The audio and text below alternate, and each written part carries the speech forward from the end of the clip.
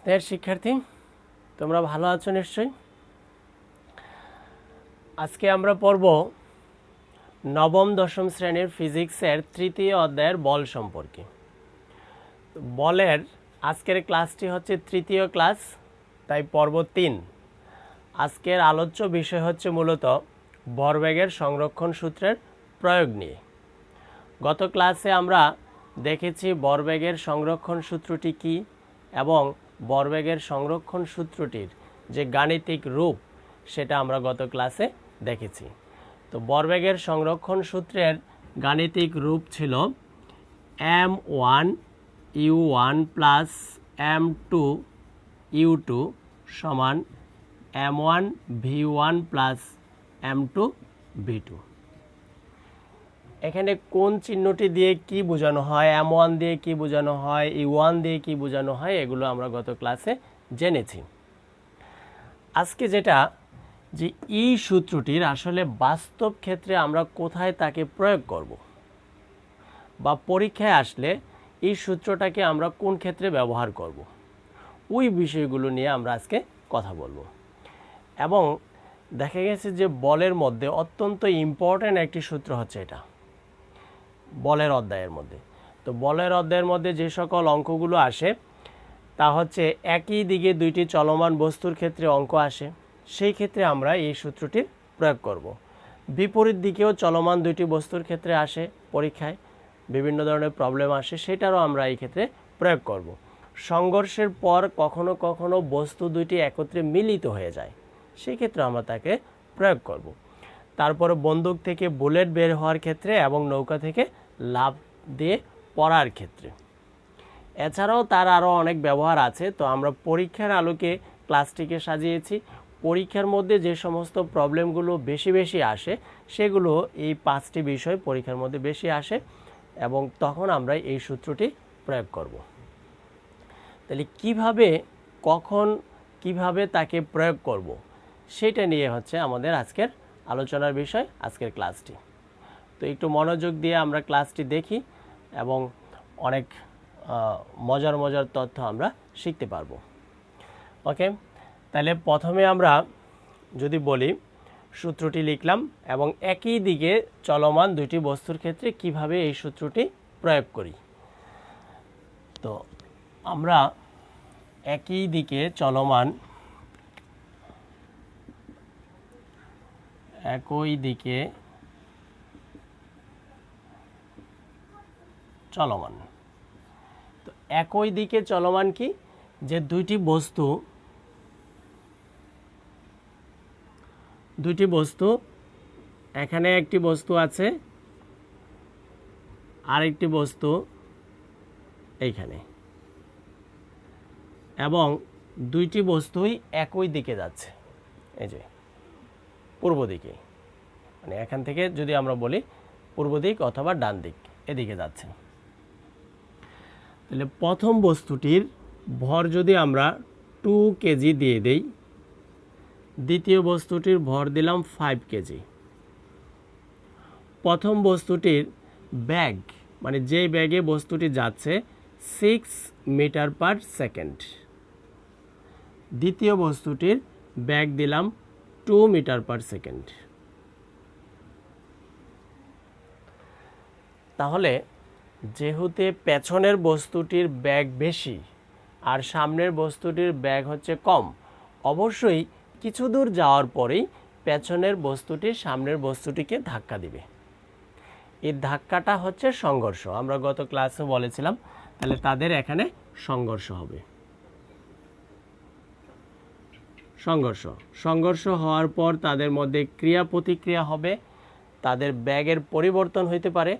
তো মনে করি যে তাদের ব্যাগের পরিবর্তন হওয়ার পর বস্তু দুটি আবার এই সামনের দিকে এগিয়ে যাচ্ছে, কিন্তু এখন ব্যাগ তাদের আগেরটা আর থাকবে না, ভর একই থাকবে। যে দুইটি বস্তুর, কারণ ভরের কোনো পরিবর্তন হয় না, সংঘর্ষের পরে, সংঘর্ষের আগে কোনো বস্তুর ভর যা থাকে সংঘর্ষের পরেও তার ভর একই থাকে, ব্যাগ পরিবর্তন হইতে পারে। তাহলে প্রথম বস্তুটিকে আমরা 2 কেজি মনে করেছিলাম আর দ্বিতীয় বস্তুটিকে মনে করেছিলাম 5 কেজি। তো দুইটি বস্তুর মধ্যে সংঘর্ষ হইল, আর এটা হচ্ছে সংঘর্ষের পরের অবস্থা। তো সংঘর্ষের পরে যদি দ্বিতীয় বস্তুটির বেগ পরিবর্তন হয়ে গেল 3 মিটার পার সেকেন্ড, তাহলে প্রথম বস্তুটির সংঘর্ষের পরের বেগ কত, এই বিষয়টা নিয়ে পরীক্ষায় প্রশ্ন থাকে। ক্লিয়ার?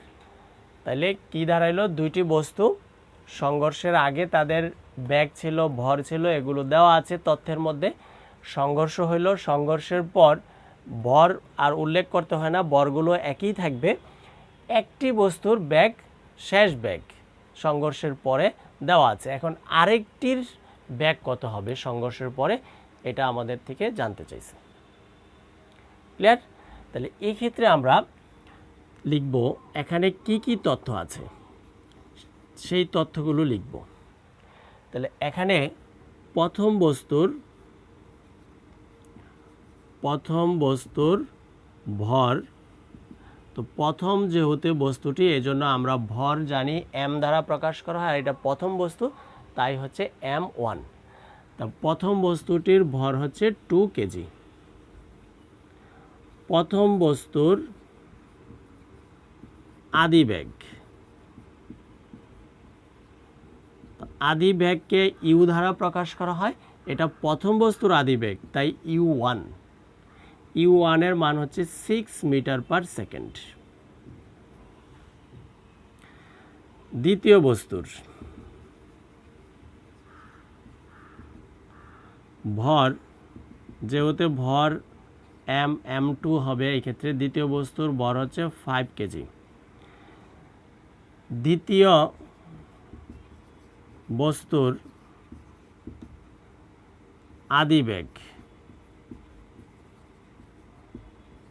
u2 সমান 2 মিটার পার সেকেন্ড। ক্লিয়ার? তারপর দেওয়া আছে সংঘর্ষের পর দ্বিতীয় বস্তুর বেগ দেওয়া আছে, তো এটাকে আমরা শেষ বেগ বলতে পারি। তাহলে দ্বিতীয় বস্তুর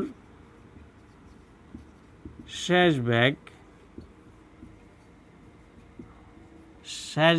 বেগকে ভি দ্বারা প্রকাশ করা, এটা যেহেতু দ্বিতীয় তাই v2 এর মান হচ্ছে 3 মিটার পার সেকেন্ড।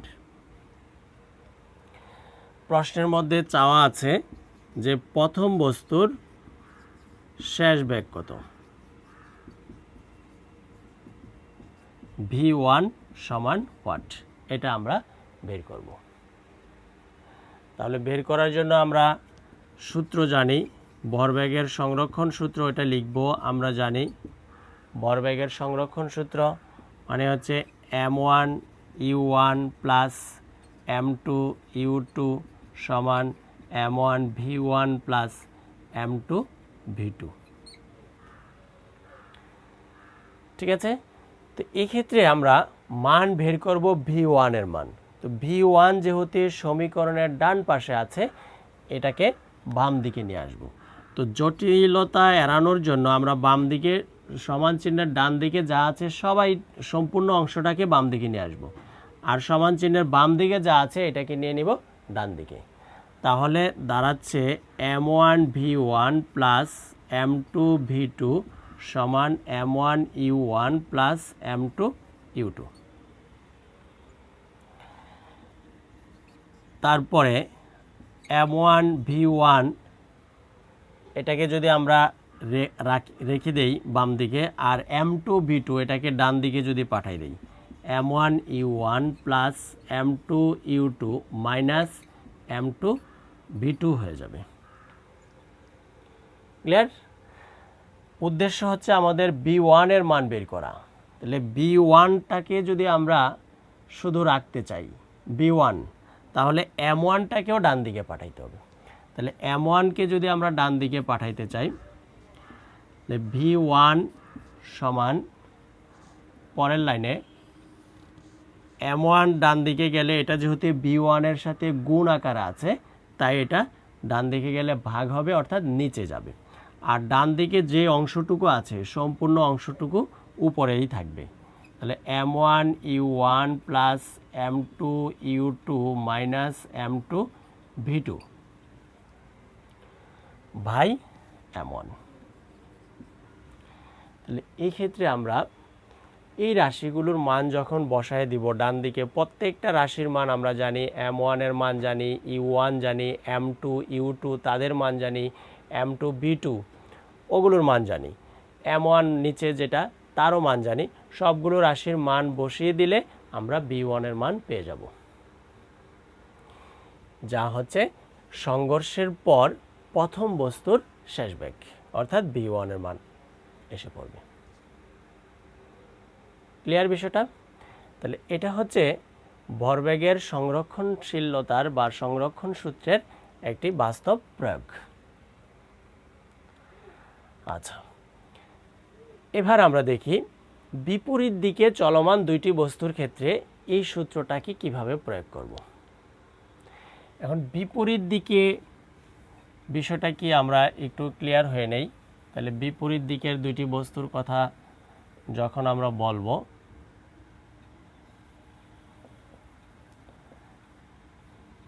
একটু ভালো করে আমরা খেয়াল করি বিষয়টা।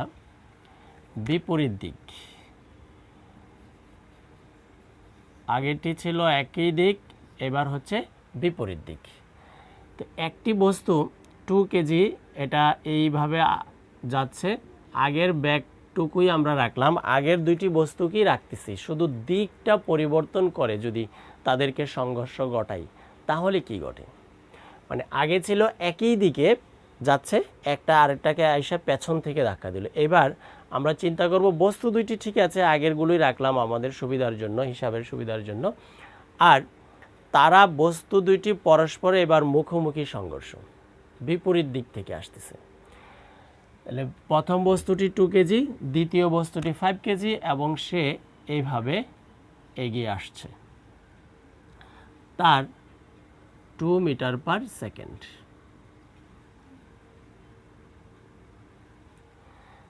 এই হচ্ছে বস্তু দুটির বিপরীত অবস্থা। প্রথম বস্তু এদিকে যাচ্ছে, তার উল্টা দিকে আরেকটি বস্তু আসতেছে। তখন আমরা এদের মধ্যে অবশ্যই সংঘর্ষ হবে এবং সংঘর্ষের পর তাদের বেগ পরিবর্তিত হয়ে যাবে। তো পরিবর্তিত হয়ে যাওয়ার পর যদি দ্বিতীয় বস্তুর বেগ দেওয়া থাকে, শেষ বেগ দেওয়া থাকে, তাহলে প্রথম বস্তুটার শেষ বেগ কী হবে সেটা একটু আমরা চিন্তা করি বা খেয়াল করি। এক্ষেত্রে দেখো, সংঘর্ষ হওয়ার পর প্রথম বস্তুর ভর m1 2 কেজি, এটা ঠিক থাকবে। প্রথম বস্তুর আদি বেগ 6 মিটার পার সেকেন্ড, এটাও ঠিক থাকবে। দ্বিতীয় বস্তুর ভর m2 5 কেজি, ঠিক থাকবে। কিন্তু চেঞ্জ হবে এই জায়গাটিতে এসে, দ্বিতীয় বস্তুর আদি বেগ u2 সমান এখন 2 মিটার পার সেকেন্ড না থেকে হয়ে যাবে মাইনাস। এটাই আমাদের খুব ইম্পর্টেন্ট জিনিস, খেয়াল করার বিষয়। কেন মাইনাস হলো? আগে কিন্তু মাইনাস ছিল না যখন দুইটি বস্তু একই দিকে যাচ্ছে। আমরা জানি দিকের সাথে এই যে ধনাত্মক ঋণাত্মকতার একটি সম্পর্ক আছে। আমরা এই দিকটাকে যদি ধনাত্মক ধরি, তাহলে অপোজিট থেকে যখনই কোনো বস্তু আসবে তার দিকটা ধরতে হবে ঋণাত্মক। তো প্রথম বস্তুর দিকটা আমরা ধনাত্মক ধরে নিলাম, তাই সেই ক্ষেত্রে ছিল u1 এর মান পজিটিভ, যে 6, আর এই বস্তুর দিক অপোজিট মানে বিপরীত দিক থেকে, তাই তার দিক যখনই আমরা মান বসাবো সেটা হয়ে যাবে -2 মিটার পার সেকেন্ড, মাইনাস দিয়ে করতে হবে। ক্লিয়ার?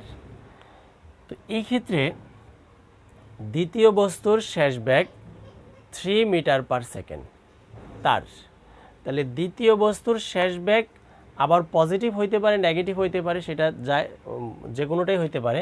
তো আমরা দ্বিতীয় বস্তুর শেষ বেগ সেটাও 3 ধরে নিলাম, কারণ সংঘর্ষের পর এই বস্তুটি আবার এই দিকেই যাইতে পারে অথবা বাধা খেয়ে আবার উল্টা দিকেও চলে যেতে পারে। এই জন্য সংঘর্ষের পর তার বেগ কী হবে সেটা বাস্তব ক্ষেত্রে ডিপেন্ড করবে। তো আমাদের যদি একটি মান দেওয়া থাকে, ওই মানের আলোকে আরেকটি মান আমরা বের করতে পারবো। তো এই ক্ষেত্রে ধরে নিলাম যে দ্বিতীয় বস্তু সংঘর্ষের পর দ্বিতীয় বস্তুটি এইভাবেই যাচ্ছিল। হ্যাঁ, তাহলে অথবা আমরা যদি ধরে নেই যে সংঘর্ষের পর দ্বিতীয় বস্তুটি ধাক্কা খেয়ে অপোজিট পাশে চলে গেল, তখন সেই ক্ষেত্রে আমরা পজিটিভই ধরব, যে দ্বিতীয় বস্তুটি সংঘর্ষের পর ধাক্কা খেয়ে সে যেই দিক থেকে আসতেছিল তার উল্টা দিকে চলে গেল। তাহলে উল্টা দিকে যদি চলে যায় সেই ক্ষেত্রে তার ব্যাগ হয়ে যাবে পজিটিভ, কারণ ওই দিকে সে যাচ্ছে। তো B2 এর মান 3 মিটার পার সেকেন্ড। তাহলে এই ক্ষেত্রে আমরা আবার প্রথম বস্তুর শেষ ব্যাগ বের করব একই রকমভাবে, সবগুলো কাজ করব একই রকমভাবে। B1 এখানে বসাবো, B1 এর মান ডান দিকে যা যা রাশিগুলো আছে সবগুলোর মান বসিয়ে দিলে B1 এর নতুন আরেকটি মান পাবো। তো এই ক্ষেত্রে ওই যে U2 ওই যে হবে -2 মিটার পার সেকেন্ড। ক্লিয়ার? তাহলে মেন কথাটা কি দাঁড়ালো আমাদের, যে একই দিকে গেলে দুইটি পজিটিভ, আর বিপরীত দিক থেকে আসলে সংঘর্ষ যদি হয় একটি ধনাত্মক আরেকটি ঋণাত্মক ধরে অঙ্কটি করতে হবে। ক্লিয়ার? এবার আমরা দেখি সংঘর্ষের পর বস্তুদ্বয় যদি কখনো মিলিত হয়ে যায়। হতে পারে কখনো কখনো বস্তু দুইটি সংঘর্ষের পর ছিটকাইয়া দুই দিকে পড়ে যায়। যেমন আমরা দুইটি মার্বেলকে যদি সংঘর্ষ করাই, দুইটি মার্বেল একসাথে যুক্ত হবে না, দুইটি দুই দিকে চলে যাবে, অথবা একই দিকেও যাইতে পারে, কিন্তু তারা মিলিত হওয়ার সুযোগ কম, যেহেতু এটি কঠিন পদার্থ একটি আরেকটির সাথে যুক্ত হওয়ার সুযোগ কম। কিন্তু কখনো কখনো দুইটি বস্তু সংঘর্ষের পর একত্রে মিলিত হয়ে যেতে পারে, যদি বস্তু দুইটি নরম থাকে অথবা একটি বস্তু আরেকটি বস্তুর ভিতরে ঢুকে যায়, তখন একই দিকে যাবে। ক্লিয়ার? যেমন আমরা চিন্তা করতে পারি যে রুটি আটার যে রুটি আছে, রুটি বানানোর সময় যে গোল করা হয় ময়দাটাকে, রুটি বানানোর আগ মুহূর্তে যে গোল করা হয়, এরকম নরম দুইটি বস্তুর কথা যদি আমরা চিন্তা করি এবং তাদেরকে সংঘর্ষ ঘটাই, সংঘর্ষ করার পর দুইটি একসাথে মিলিত হয়ে যাবে, যুক্ত হয়ে যাবে। তাহলে দুইটি বস্তু কখনো কখনো সংঘর্ষের পর মিলিত হইতে পারে। তো মিলিত যদি হয়ে যায় সেই ক্ষেত্রে তাদের সংঘর্ষের পর ব্যাগ হবে একটি, এবং ওই ব্যাগটিকে বলা হয় মিলিত ব্যাগ, বস্তুদ্বয়ের মিলিত ব্যাগ। ক্লিয়ার? তো মিলিত ব্যাগ কখনো কখনো বের করতে বলে পরীক্ষার মধ্যে, তখন আমরা লিখব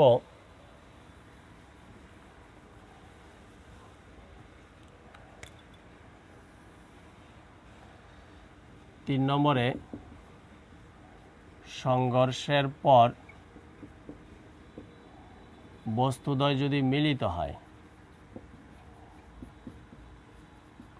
যে মনে করি এইদিকে একটি বস্তু যাচ্ছে এবং আরেকটি বস্তু এদিকে যাচ্ছে, আগের মানগুলি আমরা দিলাম 2 কেজি আর এখানে হচ্ছে 5 কেজি, তারপরে 6 মিটার পার সেকেন্ড আর এটা হচ্ছে 3 মিটার পার সেকেন্ড। একই ব্যাগে দুইটি বস্তু যাচ্ছে। এইবার দুইটি বস্তুকে আমরা চিন্তা করতেছি বস্তু দুইটি নরম, মানে একটি আরেকটির সাথে সংঘর্ষের পর যুক্ত হয়ে যাবে। তাহলে তাদের এখানে গিয়ে সংঘর্ষ হবে এবং সংঘর্ষের পর বস্তু দুইটি একত্রে মিলিত হয়ে সামনের দিকে এগিয়ে যাবে। ক্লিয়ার? তো মিলিত হয়ে যাওয়ার পর যখন তারা সামনের দিকে এগিয়ে যাবে তখন তাদের ব্যাগ পরবর্তীতে আর আলাদা আলাদা থাকবে না, একটি ব্যাগ হবে, এবং ওই ব্যাগটিকে, ওই শেষ ব্যাগটিকে শুধুমাত্র বি দ্বারা প্রকাশ করা হয়। এখানে B1 B2 দেওয়ার প্রয়োজন নাই। যখন দুটি বস্তুর সংঘর্ষের পর ব্যাগ আলাদা আলাদা ছিল সেই ক্ষেত্রে B1 B2। এখানে তো সংঘর্ষের পর দুইটি বস্তুর ব্যাগ একটি, মানে বি, শুধু একটি ব্যাগ, তাহলে বি। তো এখানে যে তথ্য দেওয়া থাকবে পরীক্ষার মধ্যে যে সংঘর্ষের পর কোনো বস্তুরই বেগ আর থাকবে না, অর্থাৎ দ্বিতীয় বস্তুর শেষ বেগ বলতে কোনো কথা থাকবে না, শুধু বলবে যে মিলিত বস্তুদ্বয়ের বেগ কত, অথবা আর এখানে মাইনাস হবে না, যেহেতু বস্তু দুটি একই দিকে যাচ্ছে, তাহলে তাদের যদি আমরা 2 নেই, তাহলে একই দিকে যাচ্ছে, তাহলে এটা আগের মতোই ধনাত্মক। আর বস্তুদ্বয়ের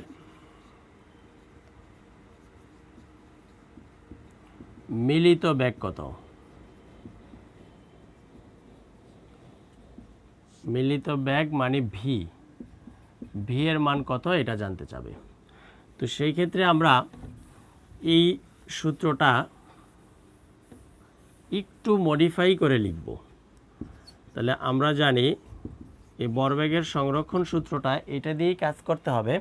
তাহলে m1 u1 plus m2 u2 সমান m1 plus m2 into V.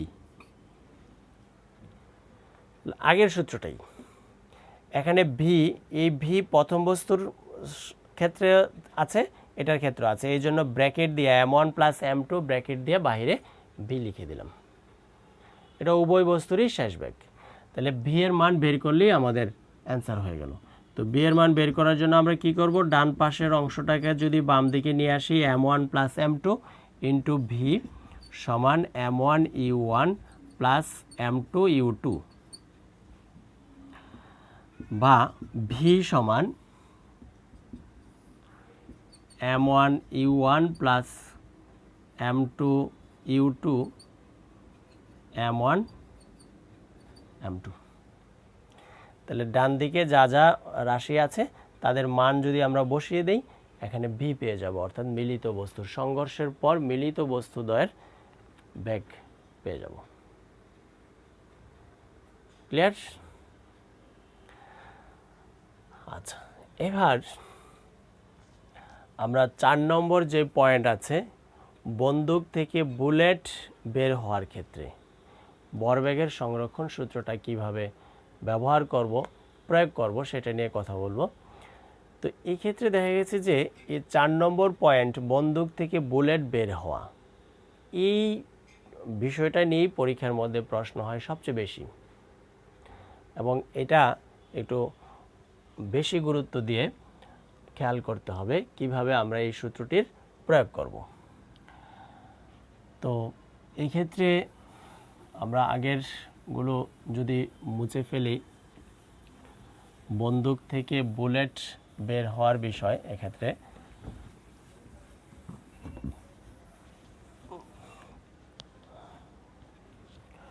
তো বন্দুক থেকে যখন বুলেট বের হয়, এই ক্ষেত্রে দুইটি বস্তু চিন্তা করতে হয়, বন্দুক একটি বস্তু, বুলেট আরেকটি বস্তু। তো বন্দুক থেকে বুলেট যখন বের হয় তখন তাদের মধ্যে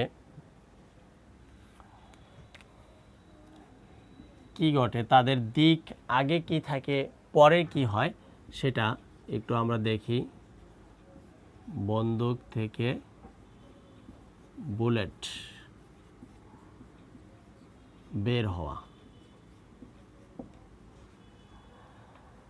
তো বিষয়টা আমাদের কাছে সহজ হবে যদি আমরা একটু বন্দুক আর বুলেট এটি একটু চিত্র এঁকে নেই, তাহলে বুঝতে আমাদের কাছে অনেক সহজ হবে।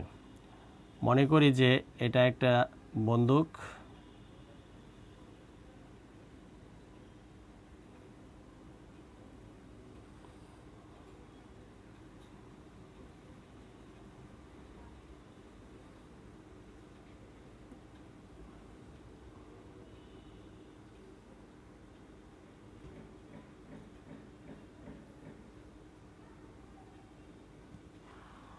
একটি বন্দুক, এই বন্দুক থেকে বুলেট বের হচ্ছে। তো সেই ক্ষেত্রে আমরা এই অঙ্ক করব। তো বন্দুকের এই ক্ষেত্রে আমরা ভর দিয়ে নিলাম 3 কেজি, আর বন্দুক থেকে যে একটি বুলেট বের হচ্ছে, বুলেটটি বের হয়ে সামনের দিকে যাচ্ছে, তার একটি ভর আমরা দিয়ে নিলাম, যে বুলেটের ভর হচ্ছে, বুলেট যেহেতু ছোট একটি বস্তু তার ভর হবে খুব কম, যে 20 গ্রাম, 20 গ্রাম। আর বুলেট যেই ব্যাগে বের হবে সেটা একটা আমরা দিয়ে নিলাম যে 100 মিটার পার সেকেন্ড। আচ্ছা, এবার আমরা যে বিষয়টা খেয়াল করি, যে একটি বন্দুক থেকে যখন বুলেট বের হয়, তো যেমন এটা বন্দুক, বন্দুক থেকে বুলেট বের হচ্ছে, তো বুলেট তো সামনের দিকে এগিয়ে যাচ্ছে, কিন্তু বন্দুক ওই মুহূর্তে, যেই মুহূর্তে বুলেট বের হবে, বন্দুকটি পেছনের দিকে চলে আসবে এভাবে। এই জন্য বন্দুক থেকে গুলি করার সময় প্রায় সময় বন্দুকের পেছনের অংশটি কাঁধে এই জায়গায় এভাবে সেট করে নেওয়া হয়, তারপরে গুলি করা হয়, যাতে বন্দুকের পশ্চাৎ যে ধাক্কাটি আছে, পেছনের যে ধাক্কাটি, সেই ধাক্কাটি যাতে সহ্য করতে পারে। আর যদি এইভাবে গুলি করে তাহলে নাক মুখে আইসা বন্দুকের আঘাত লাগবে।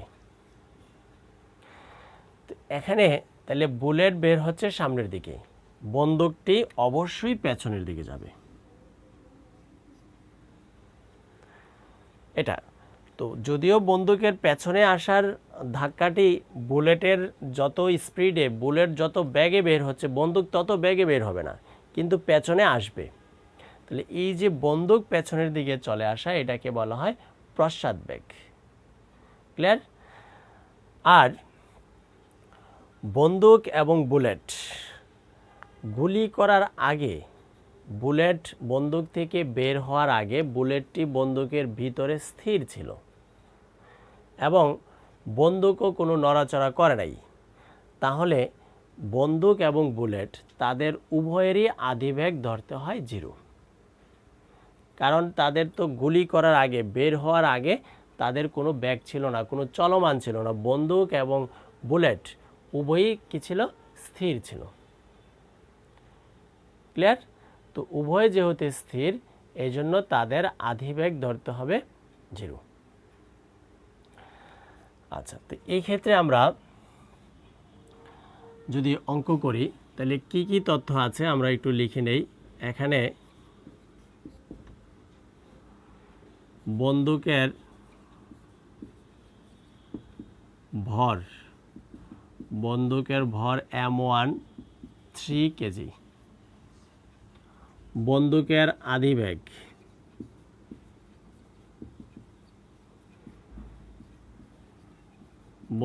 আধিবেগ U1 সমান 0। যে বুলেট বের হওয়ার আগে তার মধ্যে কোনো ব্যাগ ছিল না, তাহলে আধিবেগ হচ্ছে 0। তারপরে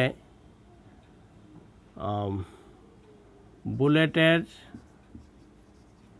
ভর M2 সমান 20 গ্রাম, M2 হচ্ছে 20 গ্রাম। তো গ্রামকে কেজিতে নিয়ে কাজ করতে হবে, যেহেতু বন্দুকের ভর কেজিতে আছে, বুলেটেরটাও কেজিতেই নিতে হবে। তো কেজিতে যদি আমরা নিতে চাই তাকে 1000 দ্বারা ভাগ করতে হয়, 20 গ্রাম, তখন এটা হয়ে যাবে কেজি। কেজিতে নিলে হবে 0.02 কেজি।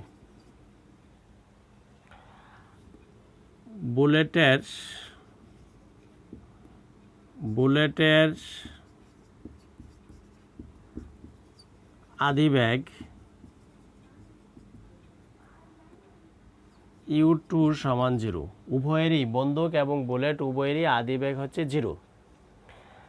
বুলেটের শেষ বেগ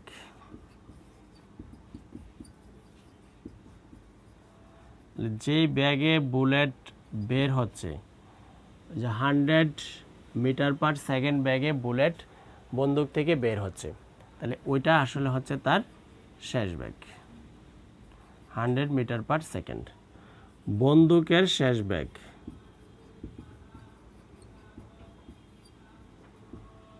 V1 সমান হোয়াট, এটা আমাদের বের করতে বলা হয়। ক্লিয়ার? তো তো বন্দুকের শেষ বেগ v1, এটা আমরা বের করব। সূত্র হচ্ছে ভরবেগের সংরক্ষণ, যে সূত্রটি আমরা এতক্ষণ যাবত করে আসছি ওই সূত্রটি আমরা লিখব। তাহলে আমরা জানি m1 u1 plus m2 u2 সমান m1 v1 plus m2 v2, এই সূত্রটিতে। তো এই সূত্রটিতে আমরা বের করব কার মান? v1 এর মান। তো v1 যদি আমরা বাম দিকে রাখতে চাই তাহলে হবে m1 v1 plus m2 v2 সমান m1 u1 plus m2 u2, বা v1 সমান যদি আমরা একবারে একটু করে ফেলি, m1টা নিচে আসবে আর উপরে হবে m1 u1 plus m2 u2 minus m2 v2। এই ক্ষেত্রে আমরা ডান দিকের রাশিগুলোর মান যদি বসিয়ে দেই তাহলে v1 এর মান পেয়ে যাব। v1 এর মানটা যদি আমরা খেয়াল করি অবশ্যই মাইনাসের আসবে। কেন মাইনাসের আসবে? কারণ বুলেট যেদিকে যাচ্ছে বন্দুক তার উল্টা দিকে আসতেছে, তাহলে দুইজনের ব্যাগ হবে বিপরীত। বুলেটের ব্যাগ যেহেতু ধনাত্মক ধরেছি আমরা, তাহলে বন্দুকের ব্যাগটি হবে ঋণাত্মক, বিপরীত দিকে আসতেছে। যদি এখানে ঋণাত্মক না আসে তাহলে তোমার কোথাও ভুল হয়েছে, সেটা বুঝতে হবে। ক্লিয়ার? আচ্ছা, তাহলে আমরা জানলাম বুলেট আর বন্দুকের অঙ্ক এইভাবে করা যায়। তারপরে নৌকা থেকে লাফ দিয়ে যদি কেউ পড়ে যায়, তো সেই ক্ষেত্রে আমরা এই সূত্রটারই প্রয়োগ করতে পারি। তাহলে ওই বিষয়টা কীরকম, সেটা অনেকটা বুলেট আর এর মতোই, যে আমরা যদি একটি নৌকা আঁকি তাহলে এরকম হয় বিষয়টি। 5 নম্বরে নৌকার ক্ষেত্রে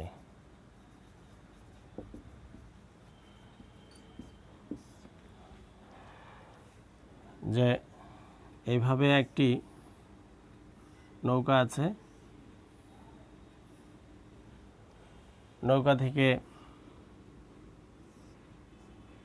যদি কেউ লাফ দেয়, যে এখানে একটি লোক আছে সে লাফ দিয়ে পড়বে, তাহলে লোকের একটি ভর আছে, নৌকারও একটি ভর আছে। আমরা নৌকার ভর ধরে নিলাম যে 200 কেজি, আর যে লোকটি লাফ দিয়ে পড়বে তার ভর ধরে নিলাম 50 কেজি। ক্লিয়ার? আর লোকটি যখন লাফ দিয়ে পড়ছে ওই মুহূর্তে তার একটি ব্যাগ আছে, ধরলাম 10 metre per second. 10 metre per second ব্যাগে লোকটি ঝাঁপ দিচ্ছে। তো নৌকা থেকে যখন কেউ ঝাঁপ দিয়ে পড়ে কোনো দিকে, নৌকাটি কিন্তু আর ওই অবস্থায় স্থির থাকবে না। নৌকাটি তখন তার বিপরীত দিকে, লোকটি যেই দিকে ঝাঁপ দিবে নৌকাটি তার উল্টা দিকে, তার বিপরীত দিকে সরে যাবে। তাহলে ওই যে অনেকটা বন্দুকের মতো, এটা হচ্ছে নৌকার পশ্চাৎবেগ, মানে পেছনের দিকে নৌকাটি সরে যাবে। ক্লিয়ার? তো বুলেট আর বন্দুকের ক্ষেত্রে আমরা যা যা কাজ করছি একেবারে সেম, ওটার মতোই। তো এই ক্ষেত্রে আদি ব্যাগ তাদের 0 ধরতে হবে। লোকটি যখন লাফ দিয়ে পড়তেছে ওইটা হচ্ছে আসলে শেষ ব্যাগ, কারণ পড়ার আগে লোকটি নৌকার মধ্যে দাঁড়িয়ে ছিল, স্থির ছিল। তো স্থির থাকলে সেক্ষেত্রে কোনো ব্যাগ ছিল না, তাহলে নৌকাও স্থির ছিল, লোকও স্থির ছিল, দুইটারই আদি ব্যাগ হচ্ছে 0। আর লোক যখন ঝাঁপ দিয়ে পড়ছে ডান দিকে, তাহলে ওইটা হচ্ছে তার শেষ ব্যাগ, আর নৌকার শেষ ব্যাগ আমরা বের করব। কখনো এরকম হইতে পারে আবার পরীক্ষার মধ্যে নৌকার শেষ ব্যাগটি দেওয়া আছে, তাহলে লোকটির শেষ ব্যাগ মানে কত ব্যাগে লোকটি ঝাঁপ দিয়েছিল সেটাও বের করতে বলতে পারে, একই সিস্টেম। ক্লিয়ার? তাহলে এখানেও আমরা আগের মতো করেই লিখব তথ্যগুলো। এখানে কি কি তথ্য আছে? এখানে নৌকার ভর M1 যদি আমরা ধরি 200 কেজি, তারপরে নৌকার আধি ব্যাগ 0, লোকটির ভর M2 হচ্ছে 50 কেজি, তারপরে লোকের আধি ব্যাগ এটাও ছিল 0, লোকটির শেষ ব্যাগ, তাহলে লোকটির শেষ ব্যাগ